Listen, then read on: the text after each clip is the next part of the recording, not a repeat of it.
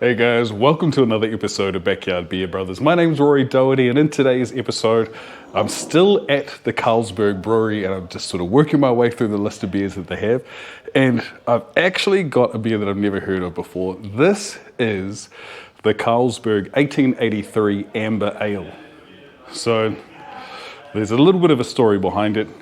What I've been told is 3 or 4 years ago, they actually found a bottle of beer that was still sealed from 1883. They were able to open it, extract some of the yeast that was still alive.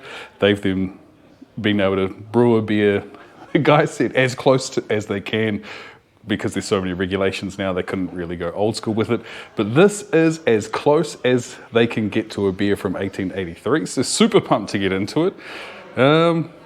It's like a couple of beers deep so far, so let's see how we go. It is dark on the nose. There are definite coffee notes, but not sort of those, I wouldn't say burnt coffee notes that you get with a stout sometimes. More like fresh coffee bean smell. Smells pretty good. I'm sort of a big fan of dark beers, especially the dark ales. They're sort of hard to come by. Looks beautiful, deep brown. I'm liking it. Small amount of carbonation coming through, but let's get into it. Cheers.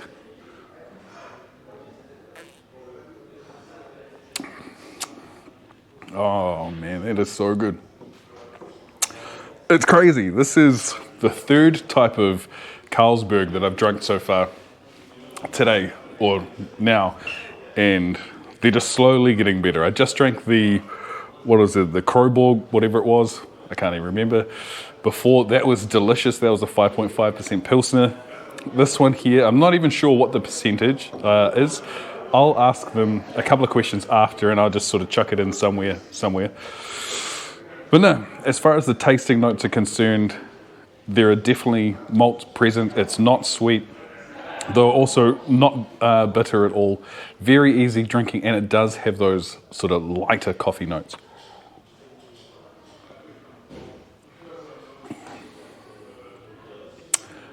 Damn.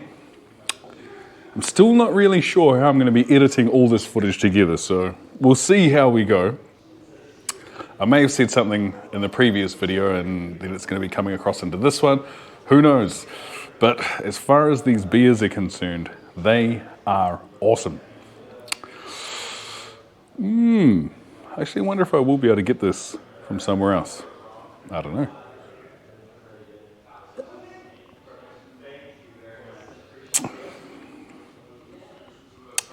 Coffee notes are sort of starting to subside, getting to, further down to the end of the beer.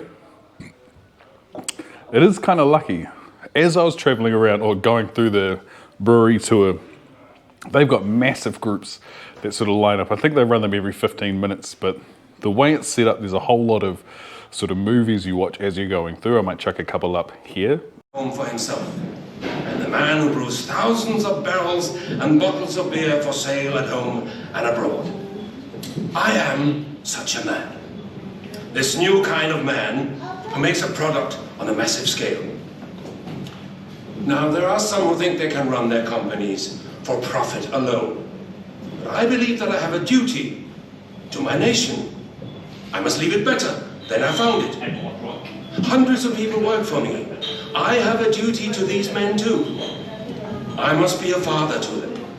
They must have pensions, for instance. But they have duties to the company in return. Everything we do in the making of our beer must be done according to our methods, because thousands of people drink our beer, and our beer must deliver the same pleasure every time they drink it. So we must work according to the strictest scientific principles and practices. No deviations, no shortcuts. How do you do? I am Carl Jacobsen, and I am the son of the founder, the Carl in Carlsberg. You will wonder, naturally, what it was like to have a father who was never satisfied. Never satisfied with his beer, and never satisfied, naturally enough, with his son. Sounds like I too could always be better. When I was a boy, he gave me this gold watch. But he told me I could only wear it in public if my grades at school improved significantly. I understood. I couldn't rest upon his laurels. I worked harder at school. I was allowed the gold watch. But of course, there's always something else to be better at. Learn French, he said. Learn German. Speak English better. Visit English breweries, Bavarian breweries. Learn their methods. Learn this, do that, be better. And we exchanged long letters on my travels. Letters about nothing but beer. Letters so full of the deep mysteries of brewing that to most other people on earth they would have seemed to be written in some sort of crazy code. There came a day when I will wager that no one knew more about brewing beer than my papa and I. I traveled all over Europe. Rome, London, Berlin, and Edinburgh, where I met my wife-to-be. But, as well as brewing, I learned about beauty. Because when I went to Paris to visit breweries, I also explored the city. I saw great art, elegant architecture, and gardens with beautiful sculptures everyone could enjoy. I took notes everywhere I went. Such beautiful things I saw that were part of everyday life here, but not back home. What use is beauty to a brewer, you might ask? What use is culture? Well, what is life without it? I let myself be inspired by the world. I used an ancient symbol of good fortune on the labels of my beer. I became a friend to artists. I bought their work. I brought it back to Copenhagen. I brought it home. Carl Jacobsen is curious, they said. And so I am. If loving art and passion is odd, then I am certainly very curious indeed. My motto, Semper Ardens, always ardent, always passionate, always burning.